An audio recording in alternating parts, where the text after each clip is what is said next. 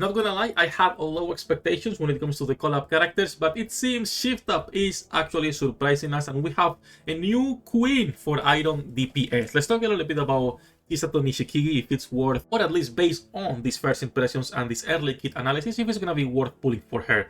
It seems that she's gonna be doing really good damage. So before we go into this, as usual, hello the internet, welcome back to Waifus. I'm Sefhi, your favorite NIKKE Doom poster, the one and only.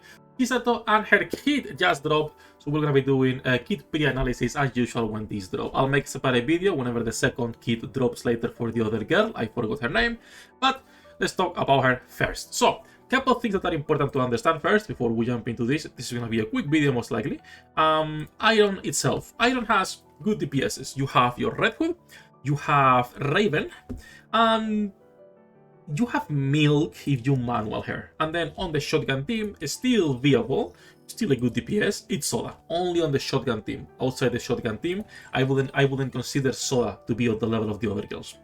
So those are like your DPSs. It's not a lot of characters. It's not a lot of units. Now, I'm not gonna be counting the retarded unit that is 2 bears, 2 elements, 2 manufacturers, etc. Okay, we're talking about Iron itself, and Iron itself doesn't have like that hyper carry yet outside of Red Hood and Raven. Those are like the easiest ones to slot into almost any team, with Red Hood and her new skin being top just because of that skin. Okay, so we're getting a new character that can most likely compete with these two. Even though it's an SMG, it's an SMG that has the same base stats as Siren, as Little Mermaid, which, as you all know, it's a support character, right? Support character. That's it. Let's talk a little bit about her kit, what's going on, and why I'm glazing her so much, right?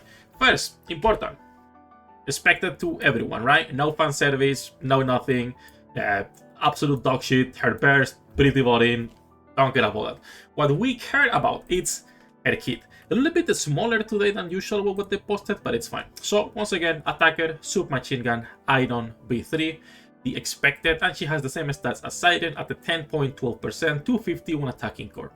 Now, her skill 1 is where a lot of the nice buffs are, and then her skill 2 is where basically all her damage is going to be coming from. This is an SMG that has a new type of buff, which is called Extrasensory. Extrasensory is 100%, and it gets discharged 1% every 2 seconds. So you are losing 1% every 2 seconds. We have to keep that in mind. At 100%, you're going to be getting invulnerability for 2 seconds. So at the beginning of the battle, that is really good, right? This, I assume, will be usable in PvP as well.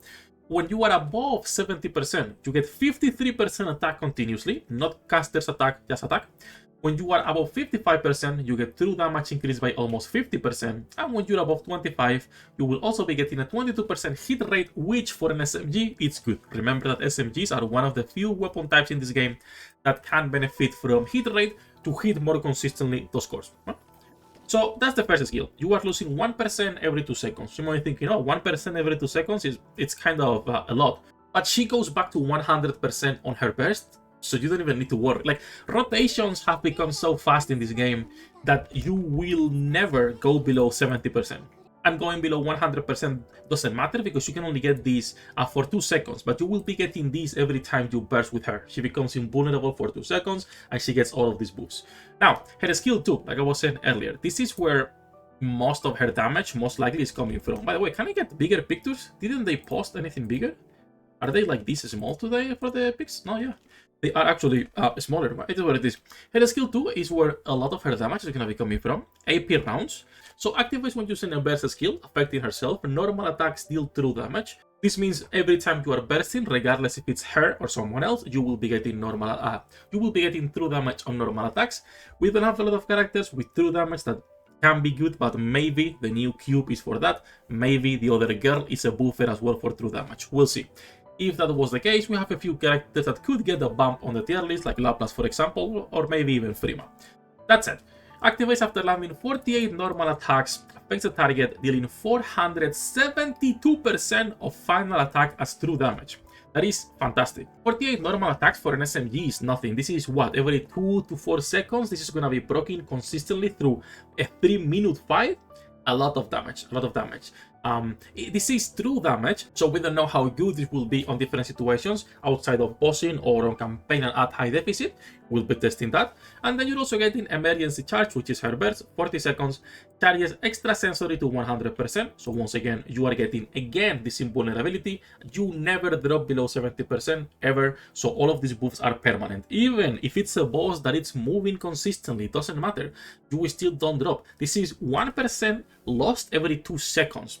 There is almost no way you are dropping below 70%, right? Like, I don't think there is a single situation in the game where you will be dropping below. And then you're also getting 73% attack for the whole duration of the full burst, which is pretty big. Even if she's getting this much attack, so 53 here and 73% there, most likely you still want to roll a couple lines attack at least, because the combat power and how well it scales. But maybe we can go for some crit. We'll see. It also depends on how many rocks you're willing to use on her, right? The usual.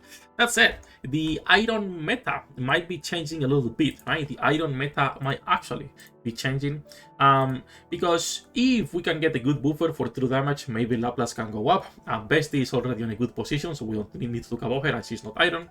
But maybe she can be at least a tier 1 character. I'm expecting her either a tier 1 or a T2. Shift Up over the last year has learned, in my opinion, they have been releasing pretty good units pretty consistently. They haven't dropped anything below T3, and even you could be making the argument for Arcana to be a little bit higher depending on the team.